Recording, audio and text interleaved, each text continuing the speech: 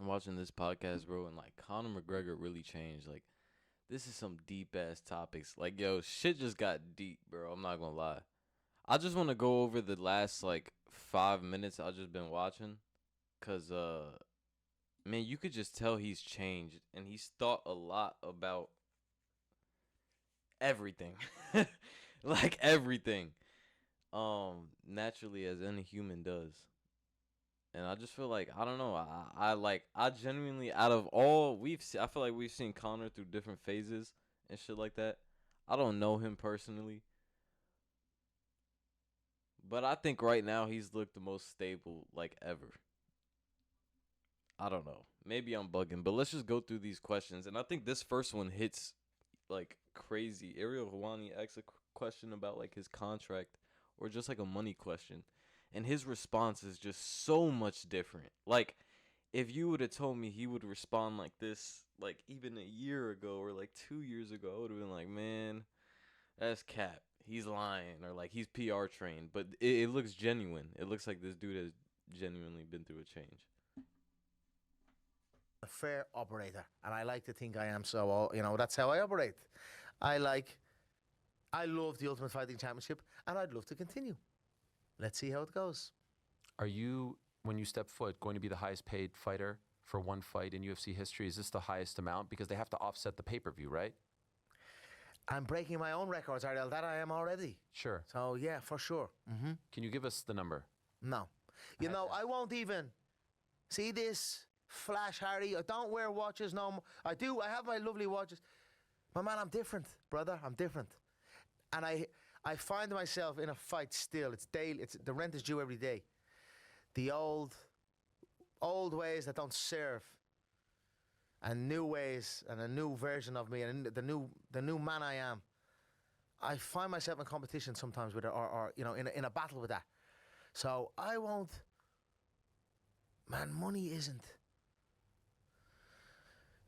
It's not the be all end all. It's not. It's not. It's not life. You get me? So I don't. I feel like we hear this from. It's funny, bro, because I feel like we hear this from a lot of people, especially the richest people, especially the richest people who've been through shit. You get what I'm saying? Like, I don't know. I feel like we hear that from a lot of them. Um, anytime they come back or are on from the downfall on an uphill trajectory. It's just very interesting. I don't know. It's just very interesting to me. And already, I'm sure you guys can see what I'm talking about. Like, I feel like you see the genuine. His words matter, bro. Like his words, like genuinely matter now. Like that, because it actually has meaning because he's actually balanced. I feel like everything he was saying for the past couple years, bro, was just bullshit. It's fucking crazy, bro. It's a full 360. Let's keep going. I won't be flashing money. I will not be. I done the Forbes list. I won the Forbes list. You won't see me on it again. You won't see me on it again. I won't register to go on it again. Look what it brought to me. Look what it brought to me.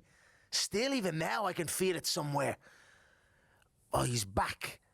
This is coming in, and there's forces that try and get their claws on you in this life, and I don't want to give it energy. I don't want to give it life. I'm happy where I'm at. I'm not mad on discussing finances and things. I keep myself modest.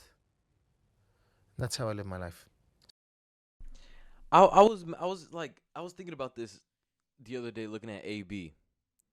I think when you go through I think there's like a curse with going through life and if you make it to the point of riches, if you have that flex mentality and like constantly flaunting, I feel like there's like it's like a double-edged sword. I feel like it eventually comes back like a boomerang. Um and I don't know, I just see that a lot from a lot of people who flex. Look at Floyd. I feel like Floyd is the biggest example. The biggest example. I just seen Floyd has another lawsuit for buying like a $200,000 watch with a fake check. Like, dude, this is someone who was showing off his closet to Stephen A. Smith with fucking millions and millions of dollars of clothes. And now he's facing lawsuits, having to fight exhibitions, having to lose to Manny Pacquiao. That's another topic for another day. But let's keep going. It gets deeper than this, bro. Kind of gets deeper than this, bro. So this is like a daily battle almost with like the good and the bad, right? The tug and pull, the demons, if you will. Yeah. How are you winning that battle? What are you doing to win that battle? A lot of internal work. I've got a lot of people behind the scenes to help me. A lot of discussions. And again, it's ongoing. The rent is due every day. It's like training. You have to train for a fight. You have to train your discipline. You have to train your skill set. It's the same thing. When you look back at the Only it's akin to being on a tightrope, and the tightrope is going across this office, across to the next office, with a very high fall. You know, the stakes are very high, so you better stay balanced. You know, you better stay balanced, because people, even I was saying to someone else there.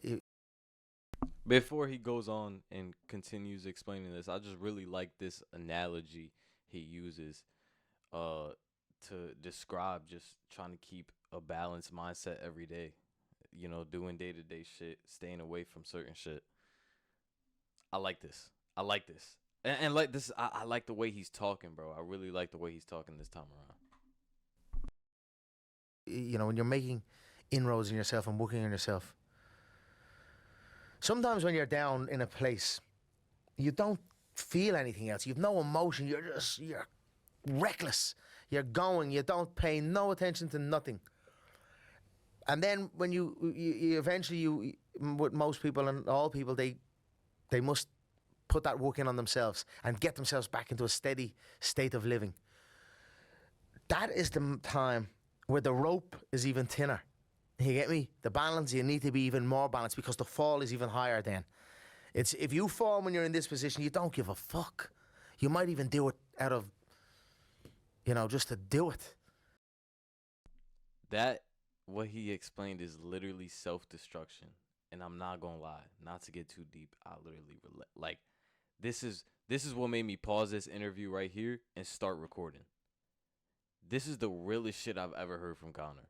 And that's why I said this time around, I know he's changed. As far as a person, I like fighting, and when we go to the breakdowns and shit like that, obviously it's different and it's entertainment. But as far as a person, bro, I think Conor changed. So I'm in the state now where I'm keeping my balance and making my way through life. And God is helping me with that. That's it. Do you have regrets? No. God knows my heart. And the things that I've gone through, a young man, I came into all this. I forgive myself I forgive myself for disgracing the position that God put me in, which I've done many times. And I won't do it again. And that's where I'm at today. Wow, man. So inspirational, man. Look at Conor, man. I don't have regrets. I'm happy and thankful for the lessons that I learned on the way. This relationship with religion is somewhat new, right? I've not heard you over the course of your career speak about God like this. Where did this come from? I'm a religious man. I was raised Catholic by my mother and my family. We're a religious family. It takes a deeper meaning when you hit rock bottom and there's nothing else there but God. And then just the divine coincidences, everything I keep seeing it. I keep being shown it. And I'm going all in on it. You say that word rock bottom. It feels profound when you say it. When was rock bottom?